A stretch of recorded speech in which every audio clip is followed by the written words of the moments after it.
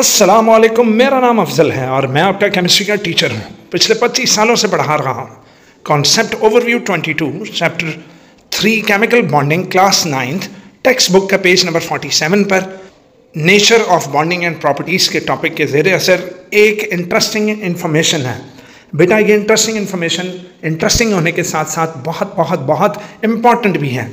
इसके अंदर कुछ 3 शॉर्ट क्वेश्चंस मौजूद हैं, तो वो शॉर्ट क्वेश्चंस बोर्ड में मस्ट आएंगे।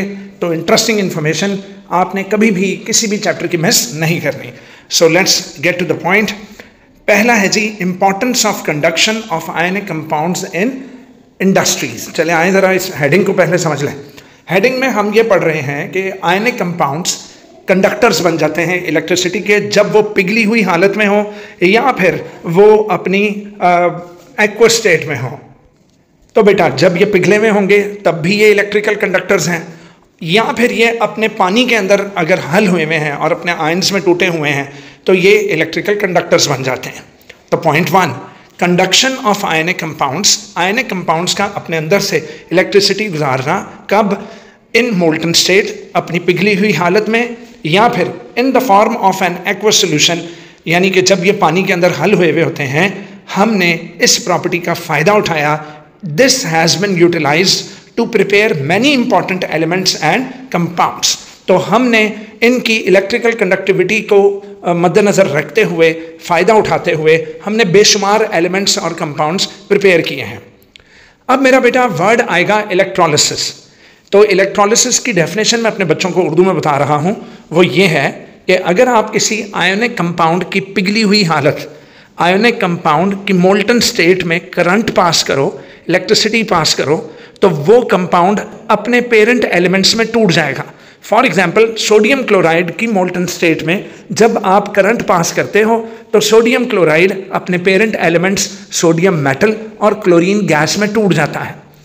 इसी तरह अगर आप सोडियम क्लोराइड की एक्वस सोल्यूशन में, मतलब जिसमें NaCl और वाटर, अब NaCl के 2 आयंस दैट इज Na+ और Cl- हों और वाटर के भी 2 अदद आयंस दैट इज H+ और OH- हों, तो तब भी अगर आप इस एक्वस सोल्यूशन में से करंट पास करेंगे तो बेटा हमारे पास एलिमेंट्स और कंपाउंड्स बनेंगे। और वो कौन से बनेंगे? सोडियम हाइड्रोक्साइड और क्लोरीन गैस बनेगी। क्या बनेगी? सोडियम हाइड्रोक्साइड और क्लोरीन गैस। तो बेटा क्या डेफिनेशन बनती है? इलेक्ट्रोलिसिस की डेफिनेशन फिर ये बनेगी कि whenever we pass electric current through the molten state of an ionic compound, that ionic compound break up into its parent elements. तो मेरा बेटा किसी भी आयनिक कंपाउंड को उसके पेरेंट एलिमेंट्स में कन्वर्ट करना कैसे? बाय पासिंग इलेक्ट्रिक करंट या by passing electricity. This is called electrolysis. This is called electrolysis. तो बेटा point number 2, example, electrolysis of molten sodium chloride gives sodium metal and chlorine gas. Similarly when we do electrolysis of aqueous sodium chloride, aqueous मतलब पानी के साथ, then this gives sodium hydroxide and chlorine gas. बेटा घबराए नहीं, इनकी details electrolysis वाले chapter में आएगी and that we will study it in class 10th। ठीक है, आपकी 9th की किताब में इलेक्ट्रोलिसिस वाला चैप्टर नहीं है तो 10th की किताब में आ जाएगा। अब आ जाए, अगली है जी importance of diamond in industries. तो diamonds due to their exceptional hardness, तो diamond is the hardest element on the earth. Got it? So diamonds due to their exceptional hardness are highly valued in industries. बेटा industries में diamond की बहुत ज़्यादा value है। वो कैसे? Diamond tipped glass cutters. बेटा आपने कभी ना कभी अपने घर में कहीं ना कहीं शीशा, दैट इज आपने ग्लास लगवाया होगा, और शीशे को कट करने के लिए वो जो शीशा लगाने वाला होता है वो एक पेंसिल सी बाहर निकालेगा, आप अपनी स्क्रीन पर देख सकते हो। अच्छा, इसकी टिप पर वो जो एक पेंसिल सी उसने निकाली है, एक डंडी सी जो निकाली है, एक रॉड सी जो निकालता है, बेटा उसके टिप पर डायमंड का टुकड़ा लगा हुआ होता है। Got it? तो जिस इंस्ट्रूमेंट से वो ग्लास काटेगा उसको ग्लास कटर कहोगे, और ग्लास कटर की जो टिप है it is diamond tipped. It is what? Diamond tipped. तो diamond tipped glass cutters use होते हैं to make clean cuts in glass. ऐसा कट जिससे ग्लास बिल्कुल साफ और सुथराई से कटे, यानी बिल्कुल साफ सुथरा कटे। तो साफ सुथरे कट लगाने को क्लीन कट्स क्या बोलेंगे? Clean cuts in glass. इसके अलावा बेटा अगर कोई बहुत हार्ड रॉक्स तोड़ने हो माइनिंग के प्रोसेस के दौरान, तो उसमें भी जो ड्रिल्स होती हैं जिसके ज़रिए आप पत्थरों के अंदर सुराख करते हैं या पत्थरों को काटते हो, उन ड्रिल्स के आगे भी उनकी टिप्स पर डायमंड लगा हुआ होता है। तो उन ड्रिल्स को क्या बोलोगे? Diamond tipped drills. तो उसका पूरा नाम होगा diamond tipped drill bits. These are used to drill through hard rocks in mining operations.